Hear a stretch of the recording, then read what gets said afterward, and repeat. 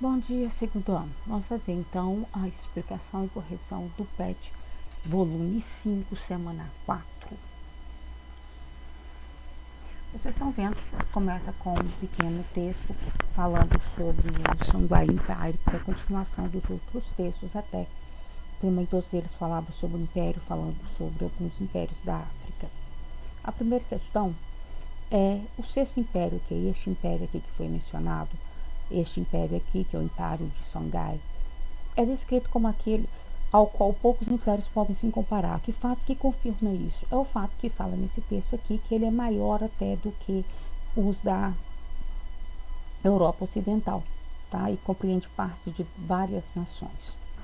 Então, com características aqui que fazem afirmar aqui que ele é um dos poucos impérios que podem comparar, é porque ele consegue ser até mesmo maior do que os impérios da Europa Ocidental. Como o Império conseguiu viver um período de prosperidade? Ele conseguiu viver com um período de prosperidade, apesar de todas as dificuldades, com as políticas comerciais e um sistema burocrático que fez unir várias províncias, tá? Um sistema burocrático de política que fez unir várias províncias. Então, qual que foi mesmo? Como que ele conseguiu a prosperidade?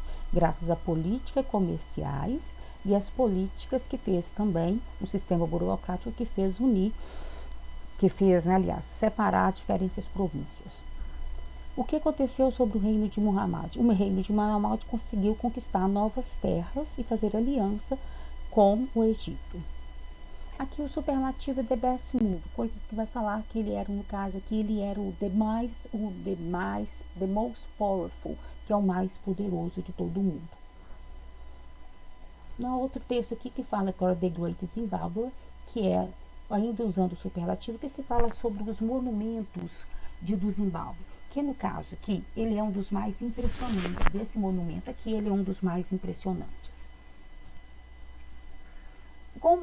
O que sabemos sobre a economia e o comércio do Império? Ele era rico, principalmente em todos eles, fala rico em gado, em pedras preciosas e também a procura sempre do ouro, né? Gado, pedras preciosas que incluía o ouro. Alguns artefatos foram encontrados, revelando ser um centro mercantil com amplo contato. Quais foram esses artefatos?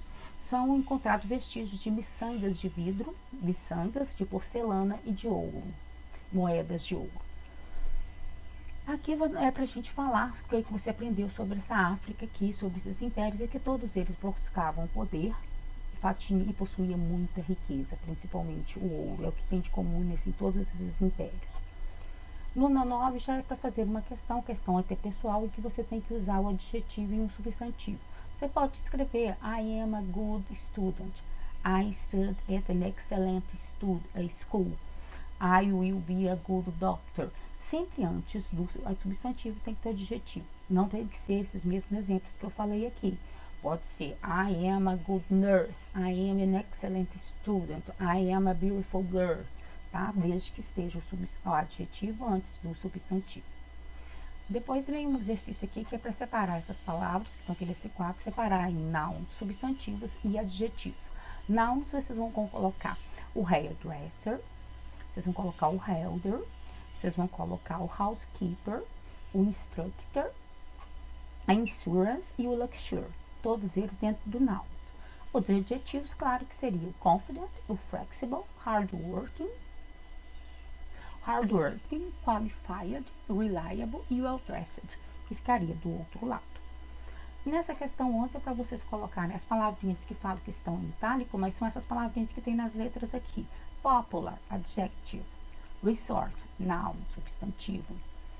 Waiter, é noun, que é garçom, no caso, substantivo. Accommodation, noun, substantivo. Experienced, adjective. E F-friendly seria adjective. Adjective, noun, e adjective.